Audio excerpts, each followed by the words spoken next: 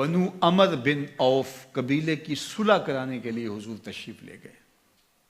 واپسی آتے ہوئے وقت کچھ لگ گیا. صحابہ یہ سمجھے کہ حضور کو وہاں مصروفیت زیادہ ہو گئی ہے تو چلو نماز کا وقت جا رہا ہے تو ہم جماعت کر لیتے ہیں.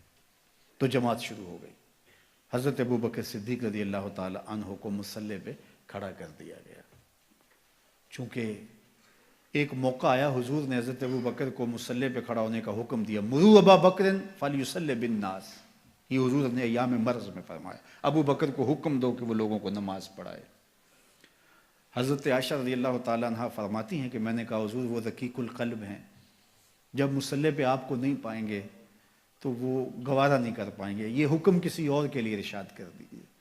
حضور نے پھر فرمایا مروا ابا بکر فلیصلی بالناس. ابو بکر کو حکم دو کہ وہ لوگوں کو نماز پڑھائے. کہتے ہیں میں نے پھر یہ بات کہی. جب تیسری مرتبہ ہوئی تو حضور غصے میں آ گئے. فرمایا کسی قوم کے لیے مناسب ہی نہیں کہ ابو بکر ان کے اندر رہتے ہیں اور امامت کوئی اور کروائے. ابو بکر کو حکم دو کہ وہ مصلی پہ کھڑے ہو. اب یہ موقع بھی ایسا تھا, سب صحابہ نے کہا کہ حضرت آئیے, تو حضرت ابو بکر صدیق رضی اللہ تعالیٰ عنہ مصلی پہ کھڑے ہو گئے. پیچھے صحابہ کی صفیں بند گئی, نماز شروع ہو گئی. اتنے میں حضور بھی فارغ ہو گئے. قبیلے کے صلح کے لیے گئے تھے, کام ہو گیا, حضور واپس تشریف لائے. دیکھا تو جماعت کھڑی ہے.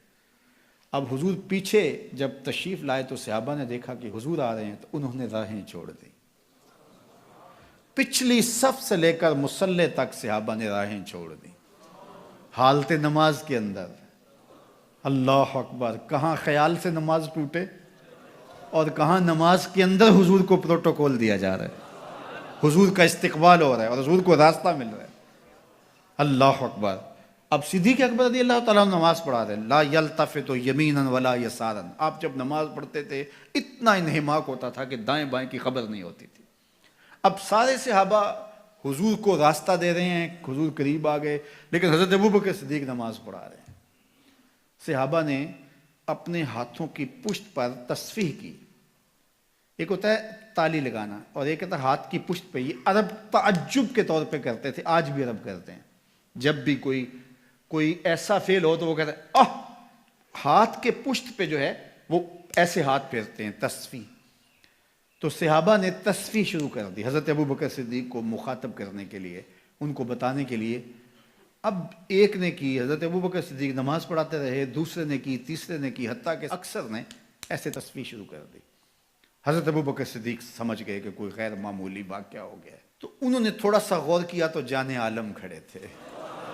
حضور جلوہ فراز تھے, دل و قلب و نگاہ کا مرشد اولین اور ظاہر اور باطن کا امام کھڑا تھا. تو حضرت ابوبکر صدیق پیچھے سرکنے لگے. تو حضور نے ہاتھ سے اشارہ کر کے ان کو وہی نماز پڑھانے کے لیے ارشاد کیا کہ تم ہی کھڑے رہو. لیکن حضرت ابوبکر صدیق اشارہ دیکھنے کے باوجود پھر تشریف لے آئے اور حضور پھر مصلی پہ تشریف لائے, نماز پڑھائی, سلام پھرا. پھر حضرت ابوبکر صدیق سے مخاطب ہوئے. کہا ابو بکر جب میں نے کہا تھا کہ تم نماز کے مصلی پہ رہو, تم اس کے باوجود پیچھے کیوں آ گئے؟ تو سنو حضرت ابوبکر نے کیا جواب دیا. یہ سارا واقعہ بخاری میں ہے.